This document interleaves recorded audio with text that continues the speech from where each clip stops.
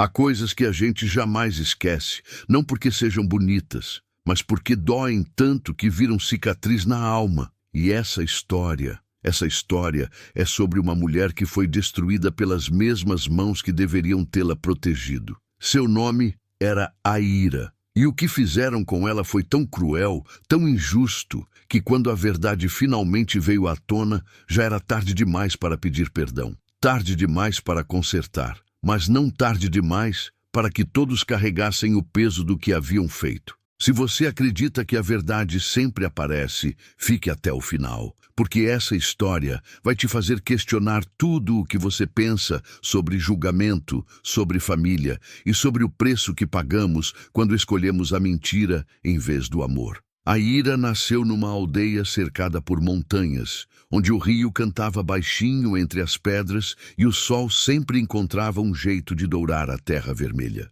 Era uma daquelas comunidades pequenas, onde todo mundo conhece todo mundo, onde os segredos não existem, porque tudo se sabe antes mesmo de acontecer. Ali, os dias eram feitos de rituais antigos, de plantio, de colheita, de histórias contadas ao redor do fogo, enquanto a noite descia devagar, trazendo com ela o cheiro de lenha queimada e o som dos grilos. As crianças corriam descalças pela terra batida, as mulheres teciam cestos com as mãos habilidosas e os homens voltavam da caça com o rosto marcado pelo cansaço e pela satisfação de quem cumpriu seu papel. Tudo ali tinha um ritmo, um propósito, uma ordem que vinha de tempos imemoriais e que ninguém questionava. Aíra era filha de Tupã, o pajé mais respeitado daquela terra. Ele tinha olhos fundos, cheios de uma sabedoria que parecia vir de antes do tempo.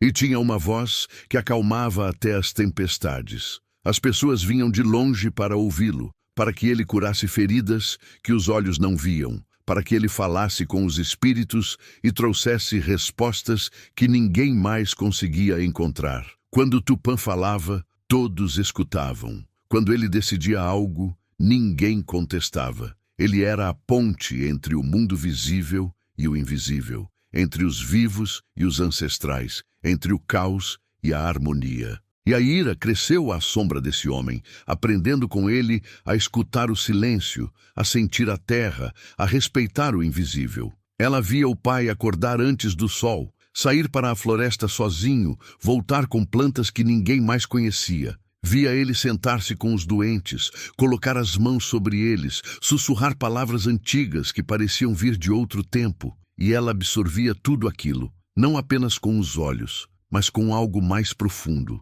algo que ela mesma não sabia nomear. Ela era diferente das outras crianças, não porque fosse melhor, mas porque havia nela uma delicadeza estranha, uma forma de olhar o mundo que parecia enxergar mais longe, mais fundo. Aíra não corria atrás das borboletas como as outras meninas. Ela ficava parada, observando o voo delas, como se tentasse entender o segredo por trás daquele movimento leve, daquela beleza frágil. E quando alguém chorava, ela sempre sabia, mesmo de longe, mesmo sem ninguém dizer nada. Ela simplesmente sabia. Ia até lá quieta e segurava a mão da pessoa. Só isso, mas era o suficiente. As mães da aldeia diziam que Aíra tinha algo especial, que ela carregava dentro de si a mesma luz que o pai tinha. E Tupã, quando ouvia isso, sorria. Um sorriso discreto, quase tímido, mas cheio de orgulho, porque ele via na filha não apenas uma criança,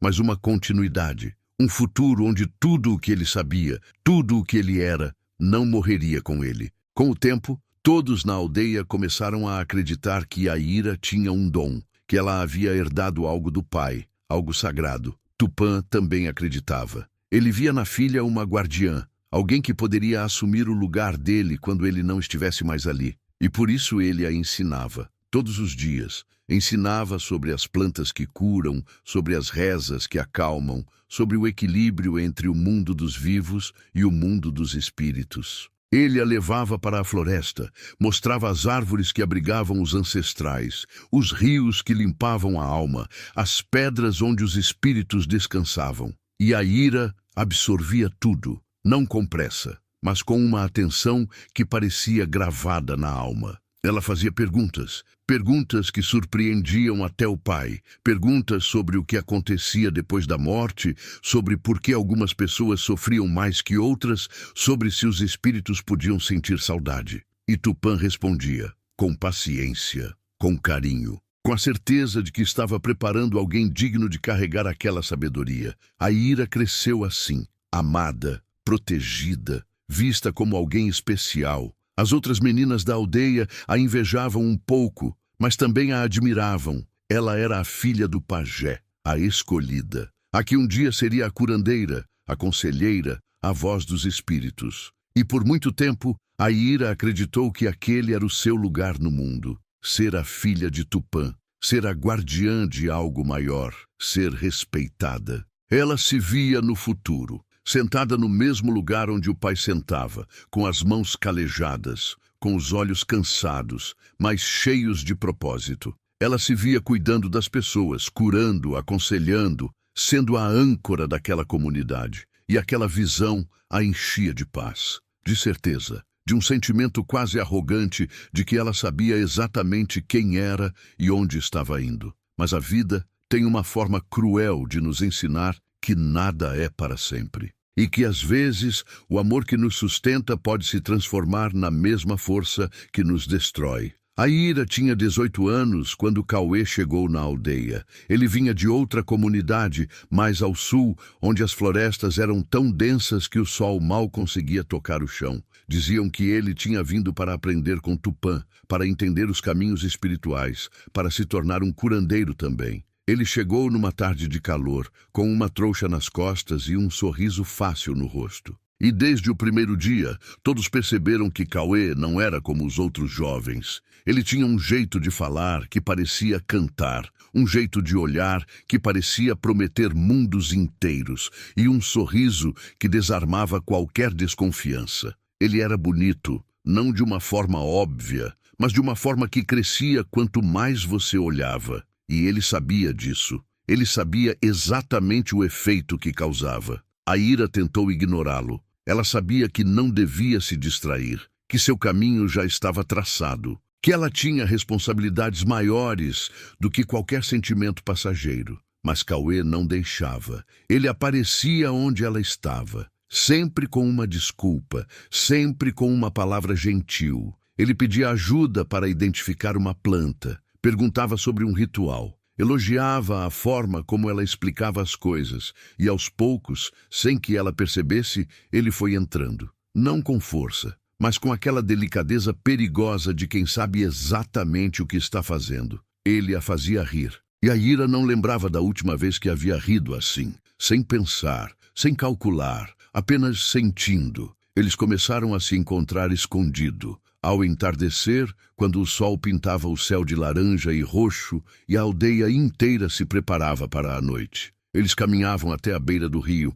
onde ninguém ia, onde o som da água cobria suas vozes. E ali, a Ira sentia algo que nunca havia sentido antes. Uma felicidade leve, quase boba, que fazia o peito doer de tão cheia. Cauê falava dos sonhos dele, de como queria construir uma vida com ela, de como eles poderiam ser felizes juntos. Ele segurava a mão dela e dizia que nunca havia conhecido alguém como ela, que ela era especial, que ela era diferente de todas as outras mulheres que ele já tinha visto. E a Ira acreditava, porque quando a gente ama, a gente sempre acredita. Quando a gente ama, a gente ignora os sinais. A gente fecha os olhos para as contradições. A gente se agarra às palavras bonitas e esquece de prestar atenção nos gestos. Eles se entregaram numa noite de lua cheia, longe da aldeia, num lugar secreto que a Ira conhecia desde criança. Ele foi gentil, cuidadoso, sussurrou promessas no ouvido dela. E a Ira se deixou levar, porque ela confiava, porque ela acreditava que aquilo era o começo de algo. Que eles construiriam uma vida juntos, que ele pediria a mão dela ao pai, que tudo se resolveria. Mas depois daquela noite, algo mudou. Cauê começou a ficar mais distante, as visitas ficaram mais raras, os olhares mais frios, e quando a Ira tentava conversar com ele, ele sempre tinha uma desculpa, estava ocupado. Estava cansado, estava aprendendo algo importante com Tupã. Ela tentou não se preocupar. Tentou acreditar que era apenas uma fase, que ele voltaria a ser como era antes. Mas então ele sumiu, de um dia para o outro, sem avisar, sem se despedir, como se nunca tivesse estado ali. A Ira esperou. Dias, semanas. Esperou achando que ele voltaria, que havia alguma explicação, que tudo fazia sentido. Ela perguntou para as pessoas. Ninguém sabia de nada. Ou talvez soubessem e não quisessem dizer. E quando a verdade finalmente chegou até ela, veio em forma de sussurro cruel. Uma das mulheres mais velhas, que gostava de espalhar fofocas, disse com um sorriso maldoso no rosto. Cauê havia ido embora, de volta para a aldeia dele, e não tinha deixado nada além de silêncio. A Ira sentiu como se o chão tivesse se aberto debaixo dos pés dela. Ela tentou entender, tentou encontrar algum sentido naquilo, mas não havia. Ele simplesmente tinha ido embora, usado ela e descartado. E o pior de tudo era que ela não podia contar para ninguém. Não podia chorar nos braços do pai, não podia desabafar com as amigas, porque o que ela havia feito era proibido, era vergonhoso. E se alguém descobrisse, ela seria julgada, condenada. Então, ela engoliu a dor, engoliu o desespero, engoliu tudo e tentou continuar vivendo como se nada tivesse acontecido. Foi então que ela descobriu que estava grávida. No começo, ela não quis acreditar, negou, achou que estava imaginando coisas, que era apenas o desespero jogando truques na cabeça dela. Mas os sinais eram claros. A ausência da menstruação, a náusea que vinha de manhã, a sensibilidade nos seios e o medo, um medo tão grande que paralisava. A Ira sabia o que aquilo significava, sabia o que aconteceria se alguém descobrisse. Ela seria destruída, expulsa, esquecida, e não havia ninguém para defendê-la. Cauê havia ido embora e ela estava sozinha, completamente sozinha. Ela segurou o segredo o quanto pôde. Tentou esconder a barriga crescente debaixo de roupas largas, tentou evitar os olhares, tentou continuar vivendo como se nada tivesse mudado. Ela continuava ajudando o pai, continuava cuidando dos doentes, continuava sorrindo para as pessoas, mas por dentro ela estava desmoronando. Toda noite ela chorava sozinha, com a mão na barriga, sentindo aquela vida crescendo dentro dela. E ela não sabia o que sentir. Amor, raiva, desespero, tudo ao mesmo tempo, porque aquela criança não tinha culpa de nada, mas aquela criança também era a prova viva do erro dela, da ingenuidade dela, da traição que havia sofrido. Mas numa aldeia pequena, os segredos não duram, eles vazam, eles se espalham. E quando alguém finalmente percebeu, foi como se uma bomba tivesse explodido no meio daquela comunidade. A primeira a confrontá-la foi Iara, uma das anciãs mais respeitadas. Ela tinha um rosto duro, marcado pelos anos, e olhos que pareciam ver através das pessoas. Ela chegou até a Ira uma tarde, quando ela estava sozinha, lavando roupas no rio. Iara se aproximou devagar, mas com uma determinação que fez o coração de Aira disparar. Ela parou na frente dela, de braços cruzados, e ficou ali, olhando, apenas olhando. E naquele olhar, a Ira viu tudo, a acusação, a decepção, a condenação. É verdade? Iara perguntou. E a voz dela estava tão fria que a Ira sentiu um arrepio subir pela espinha. Ela tentou fingir que não sabia do que Iara estava falando, tentou sorrir, tentou desviar, mas Iara apontou para a barriga dela. É verdade, ela repetiu, mais alto dessa vez, e a Ira não conseguiu mais mentir. Ela apenas abaixou a cabeça, e naquele silêncio tudo foi dito. A notícia se espalhou como fogo em mato seco. Em questão de horas, toda a aldeia sabia. E o que veio depois foi pior do que a Ira poderia ter imaginado. Não foi apenas desaprovação, foi ódio, foi desprezo, foi uma violência silenciosa, mas devastadora. As mulheres que antes sorriam para ela, agora desviavam o olhar. Quando ela passava, elas viravam o rosto, como se a simples presença dela fosse contaminá-las. As crianças que ela cuidava eram proibidas de se aproximar. Os homens, aqueles que sempre haviam respeitado Tupã, agora olhavam para a Ira como se ela fosse uma mancha, uma sujeira que precisava ser apagada. E as conversas, as conversas.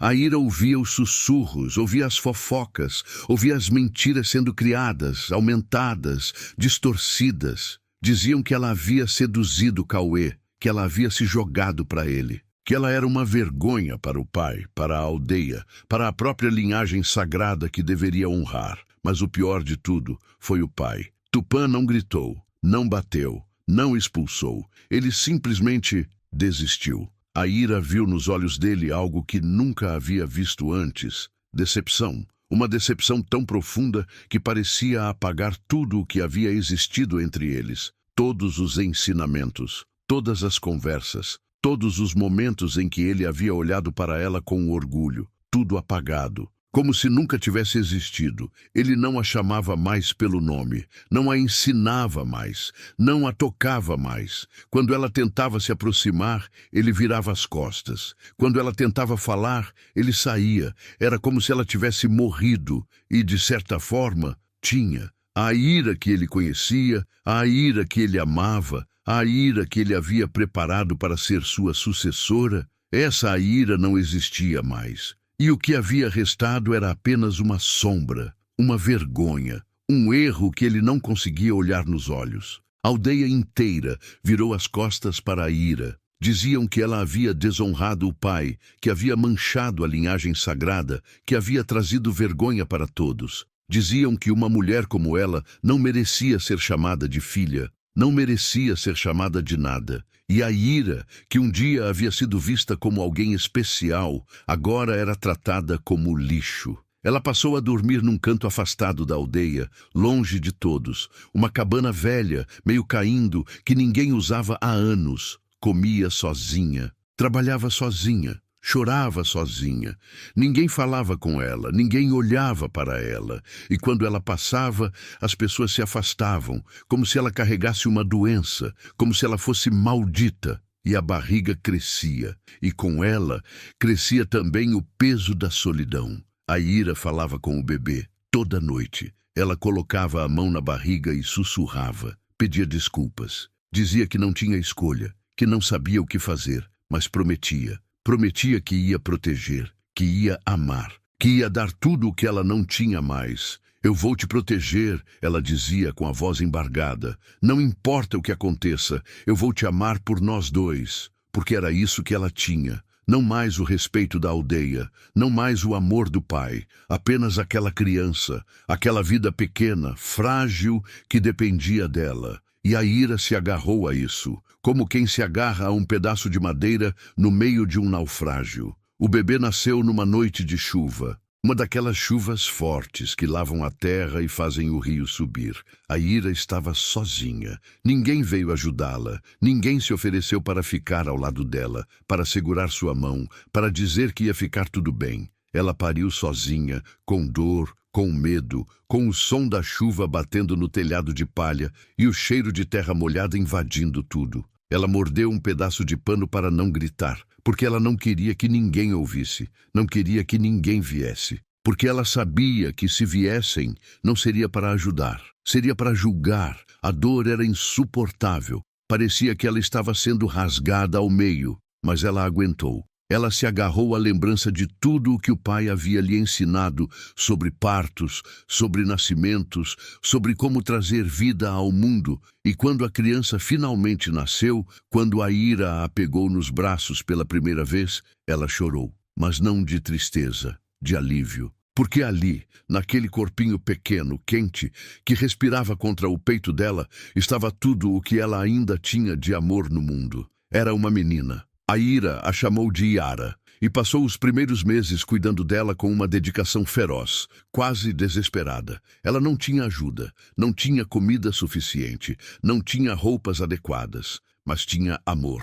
E por um tempo, aquilo foi o suficiente. A Ira amamentava a filha, embalava ela para dormir, cantava canções antigas que o pai havia cantado para ela quando era criança. E nesses momentos, ela quase conseguia esquecer, quase conseguia fingir que estava tudo bem, que ela não estava sozinha, que o mundo não havia virado as costas para ela. Mas a aldeia não esquecia e não perdoava. As outras mulheres começaram a espalhar boatos. Diziam que Yara era amaldiçoada, que ela havia sido concebida em pecado e que por isso traria má sorte para todos. Diziam que a criança chorava demais, que tinha algo de errado com ela, que era melhor mantê-la longe das outras crianças. E aos poucos, a Ira e a filha foram sendo empurradas ainda mais para a margem, ainda mais para fora, até que elas não eram mais parte daquela comunidade. Eram estranhas, eram fantasmas,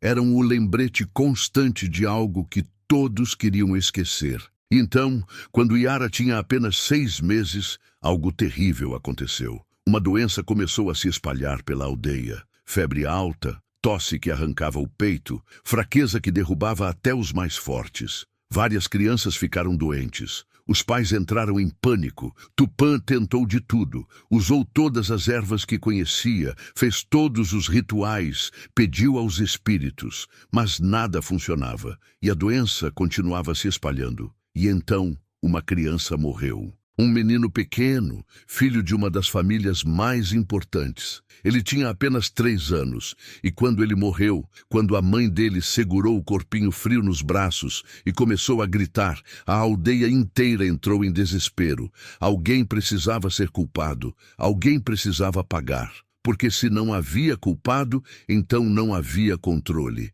E o medo precisa de um rosto, o medo precisa de um nome. Foi Yara, a anciã, quem disse primeiro. Ela estava ao redor do fogo, cercada por outras mulheres, e disse em voz alta, clara, sem hesitação. Isso começou depois que aquela criança nasceu, depois que a ira trouxe vergonha para nós. Os espíritos estão zangados, e enquanto ela e aquela menina estiverem aqui, vamos continuar sofrendo. E todos acreditaram, porque quando a gente está com medo, quando a gente está desesperado, a gente precisa de alguém para culpar. E a Ira estava ali, sozinha, sem defesa, perfeita para carregar o peso de tudo. As pessoas começaram a olhar para ela com ainda mais ódio, com raiva, com uma sede de vingança que assustava. Elas diziam que a Ira havia atraído a maldição, que ela havia trazido a morte para a aldeia, que a única forma de acabar com aquilo era se livrando dela.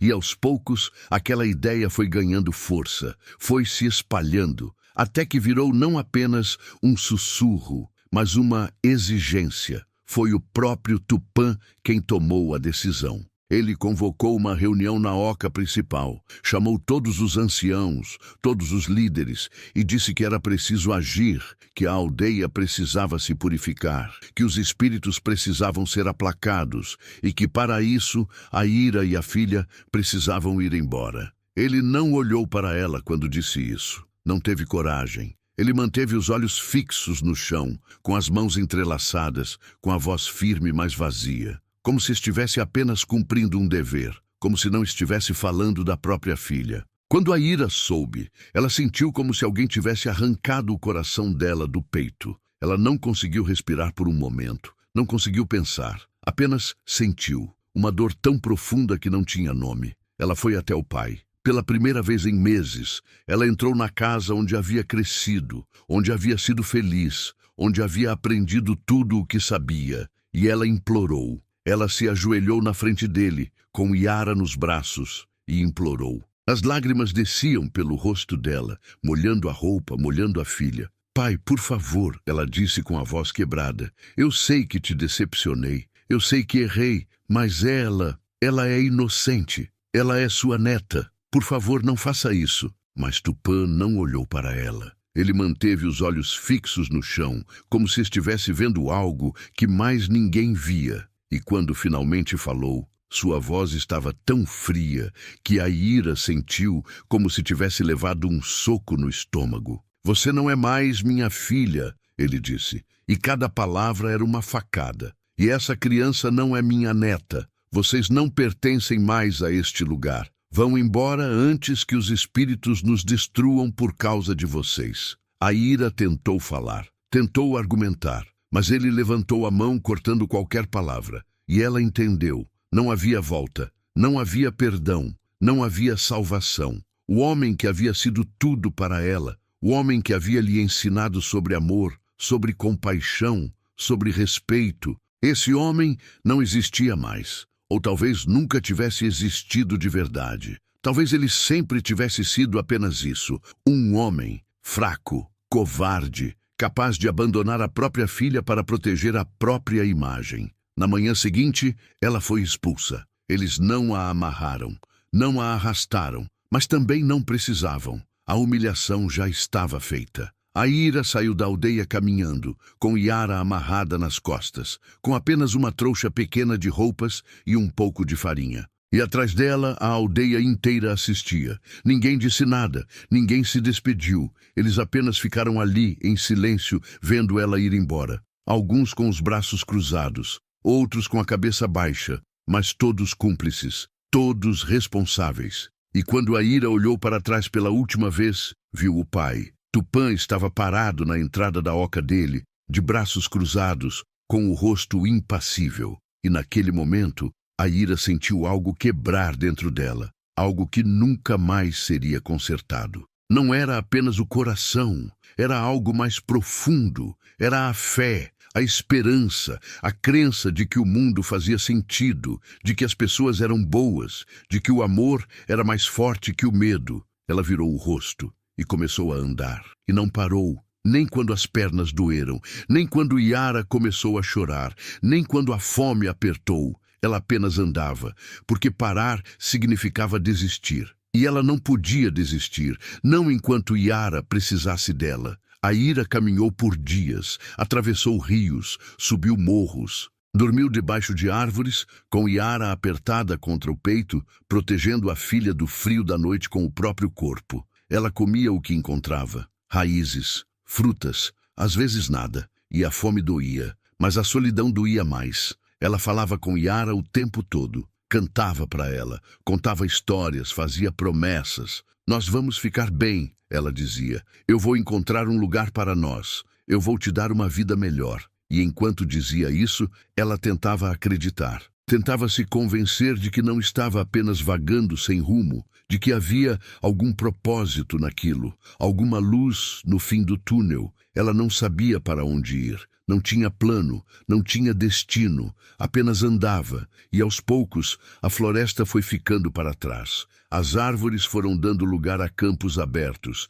e então ela viu, no horizonte, a cidade, pequena, mas uma cidade, com casas de tijolo, com ruas de terra batida, com pessoas, muitas pessoas, mais do que a Ira havia visto na vida inteira. E pela primeira vez em dias, ela sentiu algo que parecia esperança. Foi assim que ela chegou até aquele lugar estranho, cheio de gente que ela não conhecia, de barulhos que ela nunca tinha ouvido, de cheiros que ardiam no nariz. A Ira não sabia como viver ali. Não sabia como pedir ajuda, não sabia como explicar quem ela era, de onde vinha, por que estava sozinha com uma criança nos braços. Ela apenas andava pelas ruas, olhando ao redor, tentando entender como aquele mundo funcionava. As pessoas olhavam para ela com curiosidade, algumas com desconfiança, outras com pena, mas ninguém se aproximava, ninguém oferecia ajuda. Ela bateu em várias portas,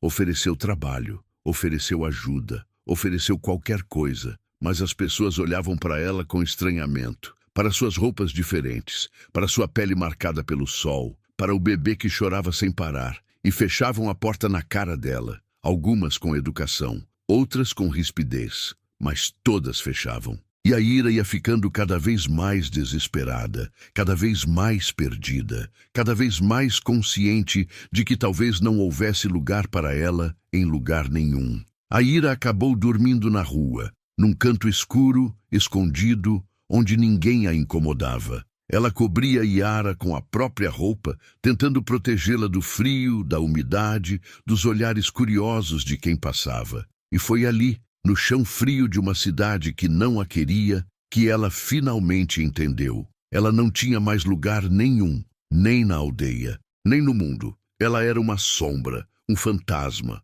alguém que existia, mas que ninguém via. Ninguém se importava, mas mesmo assim ela não desistiu. porque Yara precisava dela. E enquanto aquela criança respirasse, a Ira continuaria lutando. Ela acordava antes do sol nascer, pegava Yara nos braços e saía procurando qualquer coisa. Um trabalho, um pouco de comida, um olhar de compaixão. Ela oferecia ajuda para as mulheres que voltavam do mercado, carregando suas sacolas pesadas. Oferecia para varrer as calçadas dos comerciantes. Oferecia para fazer qualquer coisa, e às vezes alguém aceitava. Dava a ela algumas moedas, ou um pedaço de pão, e a Ira agradecia como se tivesse recebido o mundo inteiro. Ela dividia aquele pão com Yara, dava a maior parte para a filha e comia o resto devagar, mastigando cada migalha como se fosse a última refeição da vida dela. Os dias foram passando assim, um após o outro,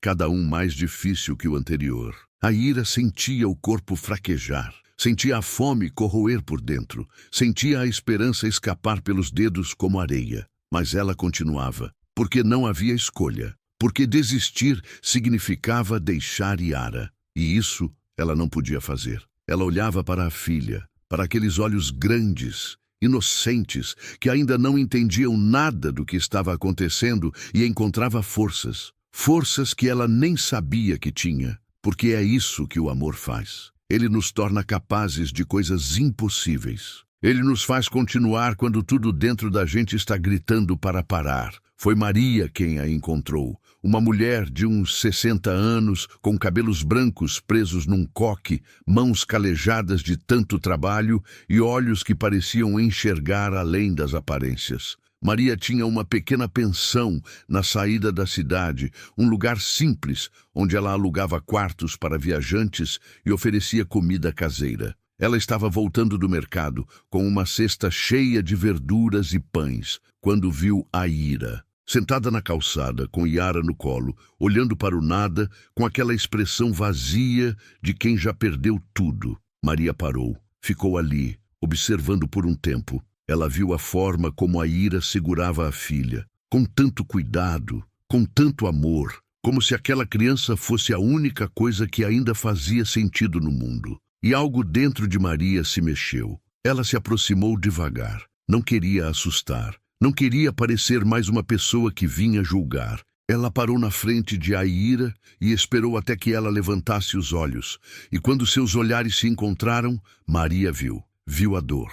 Viu o cansaço. Viu o desespero. Mas também viu a força, a determinação. O amor feroz de uma mãe que não desiste. "Você está bem?" ela perguntou. E a voz dela era suave, gentil, sem julgamento. A Ira olhou para ela, e pela primeira vez em meses, alguém estava olhando para ela com gentileza, com preocupação, com humanidade. Ela tentou responder. Tentou dizer que sim, que estava tudo bem, que não precisava de ajuda. Mas as palavras não saíram, apenas um soluço. E então, as lágrimas. Lágrimas que ela tinha segurado por tanto tempo. Lágrimas que vinham de um lugar tão fundo que parecia não ter fim. Eu não tenho para onde ir, ela conseguiu dizer finalmente, com a voz quebrada. Maria não fez mais perguntas. Ela simplesmente estendeu a mão. "Vem comigo." E havia algo naquela voz, algo que fez a Ira acreditar. Acreditar que talvez,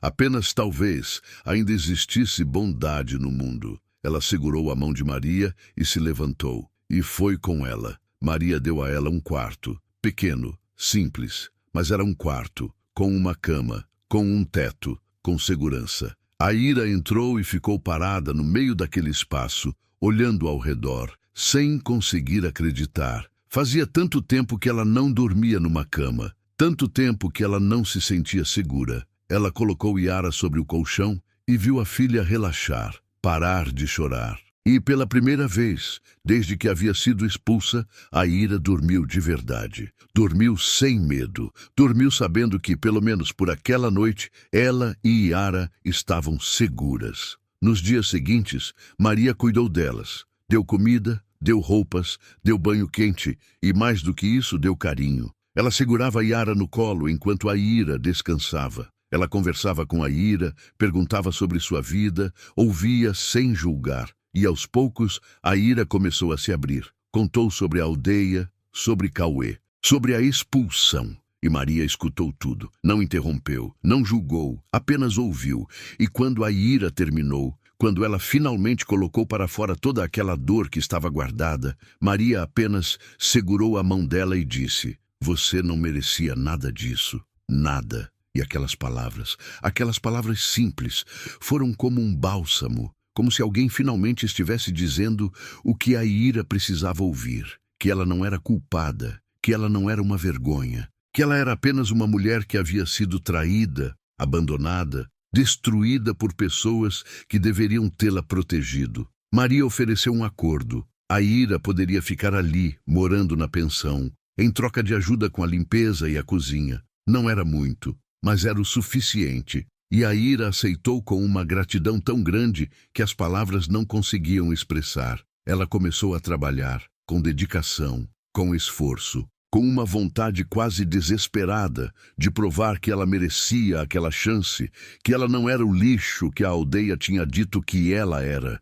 Ela acordava cedo, antes de todos, limpava os quartos com cuidado, cozinhava com capricho, tratava os hóspedes com gentileza. E Maria via isso e se orgulhava. Ela dizia para as pessoas que a ira era a melhor ajudante que ela já tinha tido. E a ira, quando ouvia isso, sentia o peito apertar, porque fazia tanto tempo que ninguém a valorizava, tanto tempo que ninguém a via como algo além de uma vergonha. Yara cresceu ali, nos corredores daquela pensão, brincando com as toalhas limpas, correndo atrás das galinhas no quintal, rindo de um jeito que a Ira nunca tinha ouvido, porque ali, naquele lugar, Yara não era amaldiçoada, não era rejeitada, era apenas uma criança feliz. E vendo a filha assim, a Ira sentia que talvez, apenas talvez, tudo aquilo tivesse valido a pena, toda a dor, toda a solidão, toda a humilhação. Porque ali, naquele momento, vendo Yara sorrir, ela entendia. Ela entendia que tinha feito a escolha certa, que tinha lutado pelas razões certas, que o amor dela tinha sido mais forte que tudo. Passaram-se anos assim. A Ira nunca mais voltou para a aldeia, nunca mais tentou contato. Ela tinha aceitado que aquele capítulo da vida dela havia terminado, que ela era outra pessoa agora, que o passado estava morto, e aos poucos ela encontrou paz. Não a paz de quem esqueceu, mas a paz de quem aprendeu a viver com as cicatrizes. Ela ainda pensava no pai, ainda sonhava com a aldeia. Ainda sentia aquela dor aguda quando lembrava do dia em que havia sido expulsa. Mas com o tempo, aquela dor foi ficando mais suportável. Foi virando apenas uma parte dela, uma parte triste, mas apenas uma parte. Yara cresceu forte, inteligente, curiosa. A Ira fez de tudo para dar a ela uma educação. Maria ajudou, pagou para que Yara estudasse na escola da cidade. E Yara aproveitou. Ela devorava os livros, fazia perguntas, aprendia rápido, e aos poucos foi ficando claro que aquela menina tinha um futuro diferente do da mãe, um futuro cheio de possibilidades. E a Ira via isso com um orgulho tão grande que doía, porque ela sabia que tinha conseguido, que tinha dado a Yara algo que ninguém poderia tirar, uma chance, uma vida. Mas então, quando Yara tinha 16 anos, a carta chegou. Era uma manhã comum. A Ira estava na cozinha, preparando o café da manhã para os hóspedes, quando o carteiro bateu na porta. Ele entregou um envelope amarelado velho, com o selo de uma cidade que ficava perto da aldeia. A Ira olhou para o envelope com o coração disparado. Ela reconheceu a letra. Não era a letra do pai, mas era de alguém que ela conhecia. Era de Caíque, um dos anciãos. Um homem que sempre havia sido justo, que sempre havia tratado todos com respeito. Com as mãos tremendo, ela abriu. A carta era curta, mas cada palavra pesava como pedra. A Ira leu uma vez, depois outra, e a cada vez sentia como se alguém estivesse arrancando algo de dentro dela. Tupã estava morto. Havia morrido há 3 meses, mas antes de morrer, ele havia descoberto algo, a verdade. Cauê havia voltado, estava doente, morrendo, e no leito de morte ele havia confessado que tinha mentido, que tinha espalhado boatos sobre a Ira, dizendo que ela havia seduzido outros homens, que a criança poderia ser de qualquer um. Ele havia feito isso porque tinha medo, medo de assumir responsabilidade, medo de ser julgado, e a aldeia tinha acreditado nele.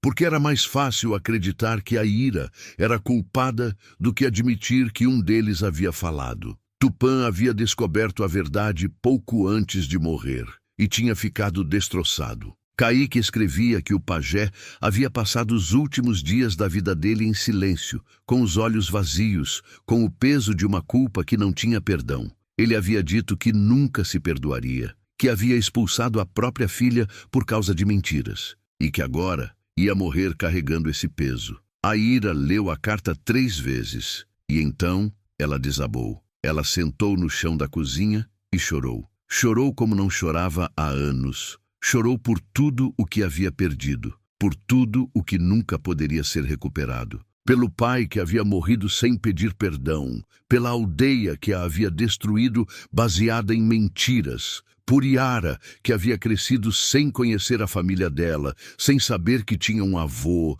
sem saber que tinha raízes. E mais do que tudo, ela chorou porque a verdade havia chegado tarde demais para o pai pedir perdão, tarde demais para a aldeia consertar o que havia feito, tarde demais para que aqueles anos perdidos fossem recuperados. Maria encontrou a Ira ali no chão, segurando a carta com tanta força que o papel estava amassado. Ela se ajoelhou ao lado dela, passou o braço pelos ombros dela e deixou que ela chorasse. Não disse nada, apenas ficou ali, porque às vezes não há palavras. Às vezes, a única coisa que a gente pode fazer é estar presente. Quando a Ira finalmente conseguiu se acalmar, quando as lágrimas secaram e só restou aquele vazio doloroso no peito, ela olhou para Maria. Eles sabem agora, ela disse com a voz rouca, eles sabem que eu estava dizendo a verdade e não muda nada. Maria apertou a mão dela.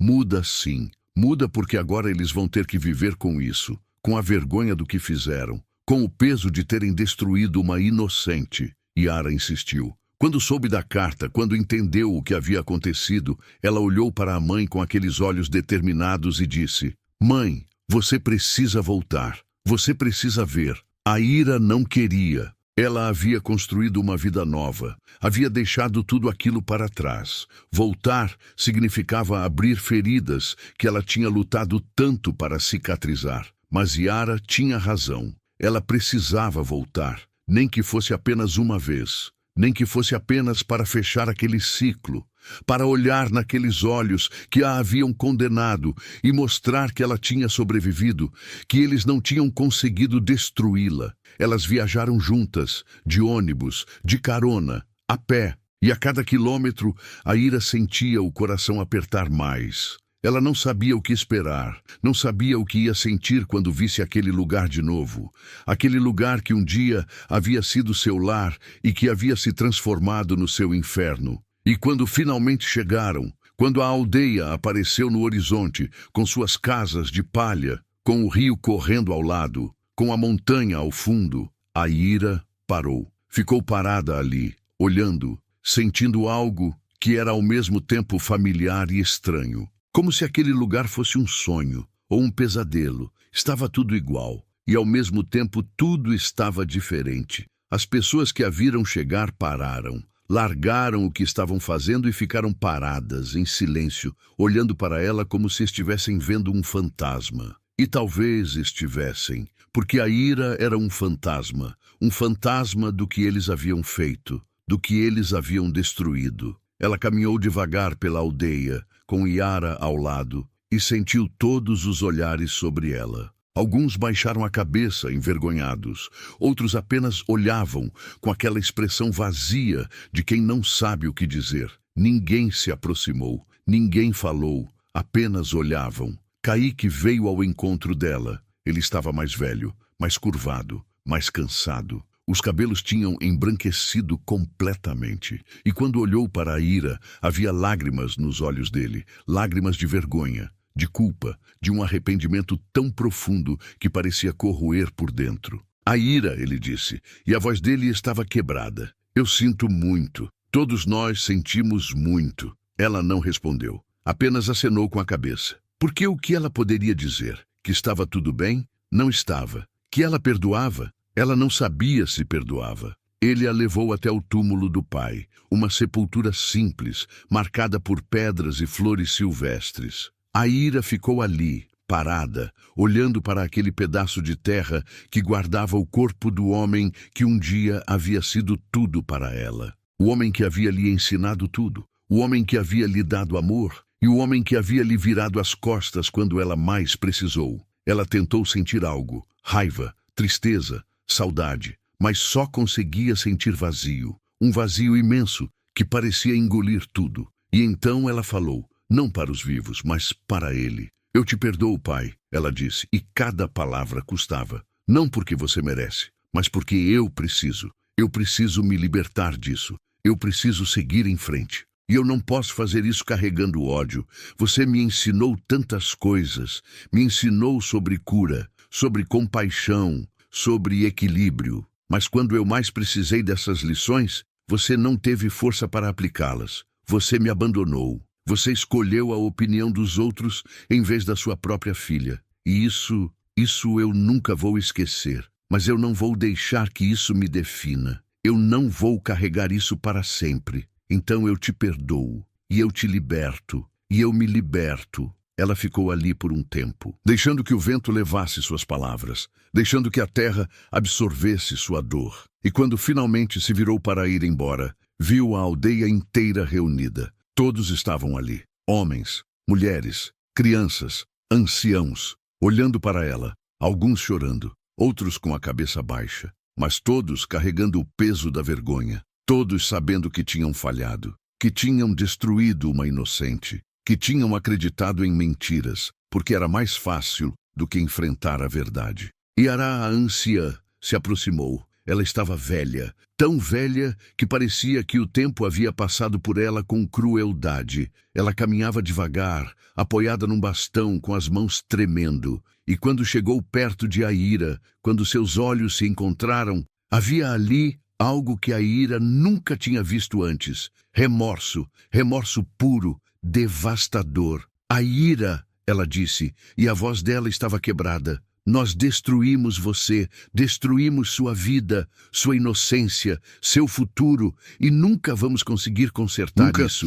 Mas você tem todo o direito de nos odiar, de nos amaldiçoar, de cuspir na nossa cara. E se você fizer isso, nós merecemos. A Ira olhou para ela. Para aquela mulher que um dia havia sido forte, autoritária, temida, e que agora era apenas uma sombra, destruída pelo peso da própria culpa. Ela olhou para Iara, e então para a aldeia inteira, para todas aquelas pessoas que haviam virado as costas para ela, que haviam a expulsado, que haviam destruído sua vida baseados em mentiras. E ela sentiu a raiva querendo subir. A vontade de gritar, de xingar, de fazer com que eles sentissem uma fração da dor que ela havia sentido. Mas então ela olhou para Iara, para a filha que estava ao lado dela, forte, linda, cheia de vida, e entendeu. Entendeu que a raiva só envenenaria a ela mesma, que o ódio só aprenderia aquele lugar, aquelas pessoas, e ela não queria isso. Ela não queria mais nada com eles. Eu não odeio vocês, ela disse finalmente, e sua voz estava calma, firme. Eu só queria que vocês tivessem acreditado em mim. Eu só queria que alguém tivesse ficado do meu lado, que alguém tivesse me defendido, que alguém tivesse tido coragem de duvidar, mas ninguém teve. Vocês preferiram acreditar nas mentiras, porque era mais fácil, porque era mais confortável, e eu paguei o preço, eu e minha filha. Mas sabe o que eu aprendi? Eu aprendi que a gente não precisa da aprovação de ninguém para ter valor, que a gente não precisa ser aceito para ser digno. Eu sobrevivi, eu criei minha filha, e eu sou feliz, e isso vocês nunca vão poder tirar de mim. E então ela virou as costas, segurou a mão de Iara e começou a caminhar, e não olhou para trás, nem uma vez. Ela ouviu os soluços. Ouviu as pessoas chamando seu nome, pedindo que ficasse, pedindo mais uma chance. Mas ela não parou, porque ela não devia mais nada a eles. Ela já tinha dado tudo, e eles tinham jogado fora. A ira nunca mais voltou. Ela continuou vivendo na pensão de Maria, que havia se tornado não apenas uma patroa, mas uma mãe, uma avó para Yara, aquela mulher de coração enorme que havia visto além das aparências, que havia enxergado uma mulher em desespero e havia estendido a mão. E aos poucos, a Ira encontrou mais do que paz.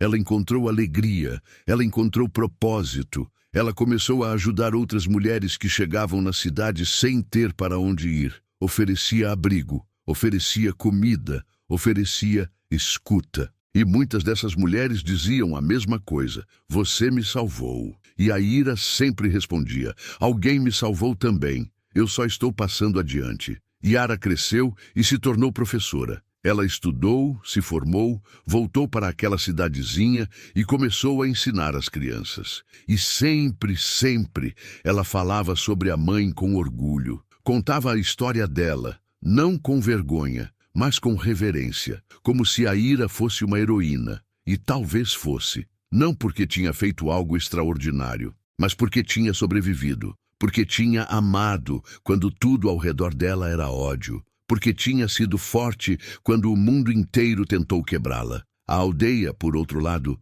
nunca se recuperou. A vergonha do que haviam feito pesou sobre todos. Não era algo que se falava abertamente, mas estava ali, em cada olhar, em cada silêncio, em cada vez que alguém mencionava o nome de Aira. As famílias começaram a se desfazer. Os jovens foram embora, procurando lugares onde o peso daquela culpa não os alcançasse. As tradições começaram a ser esquecidas, e aos poucos, aquela comunidade que um dia havia sido unida, forte, orgulhosa, se despedaçou. Porque quando você constrói sua identidade sobre mentiras, sobre julgamento, sobre crueldade, não há como sustentar, não há como continuar. A podridão sempre vem de dentro. E aquela aldeia estava podre, não por causa de espíritos zangados, mas por causa da própria humanidade quebrada deles. Kaique morreu alguns anos depois, e antes de morrer, ele escreveu outra carta para Aira. Ela nunca respondeu, mas leu, e nessa carta ele dizia que a aldeia estava morrendo, que as pessoas estavam partindo, que nada mais fazia sentido, e que talvez aquilo fosse justiça. Não a justiça dos homens, mas a justiça do universo, a justiça de quem sabe que toda ação tem uma consequência. E que quando você destrói uma inocente, você destrói também a si mesmo. E no final, a verdade fez exatamente o que sempre faz. Ela destruiu tudo o que era falso. Ela expôs todas as rachaduras. Ela mostrou que por baixo daquela fachada de comunidade unida, de povo tradicional, de sabedoria ancestral, havia apenas medo, covardia e uma humanidade tão frágil que bastou uma mentira para quebrar tudo. A Ira viveu até os 73 anos. E quando morreu, foi cercada de amor. Yara estava ao lado dela, os netos, os bisnetos, Maria, que mesmo com 90 e poucos anos, ainda estava lá, segurando a mão dela. E na hora da morte, a Ira não estava pensando na aldeia, não estava pensando em Cauê, não estava pensando em tudo o que havia perdido. Ela estava pensando em tudo o que havia ganhado, nas pessoas que amava, na vida que havia construído, no fato de que, apesar de tudo, ela tinha sido feliz e que tinha feito a diferença, que tinha importado. E quando fechou os olhos pela última vez, havia um sorriso no rosto dela. Quantas vezes nós julgamos sem saber a história completa? Quantas vezes nós viramos as costas para alguém porque era mais fácil acreditar no pior? Quantas Airas existem por aí, carregando sozinhas o peso de mentiras que nunca foram delas? A verdade sempre aparece, sempre, mas às vezes ela chega tarde demais para consertar o que foi quebrado. E o que sobra é apenas o peso do que fizemos, do que não fizemos, das palavras que dissemos e das que nunca dissemos. Se essa história te tocou, se te fez pensar, compartilhe, porque talvez alguém precise ouvir isso hoje. Talvez alguém precise lembrar que todos nós merecemos ser ouvidos antes de sermos julgados. E se você já foi uma aira na vida, se você já foi humilhado, rejeitado, abandonado por causa de mentiras, saiba que sua história não termina aí, que você pode reconstruir, que você pode encontrar amor de novo, que você pode ser feliz. Porque no final a verdade pode vir tarde, mas o amor nunca é tarde demais. Se inscreva no canal, mas só se essa história falou com o seu coração.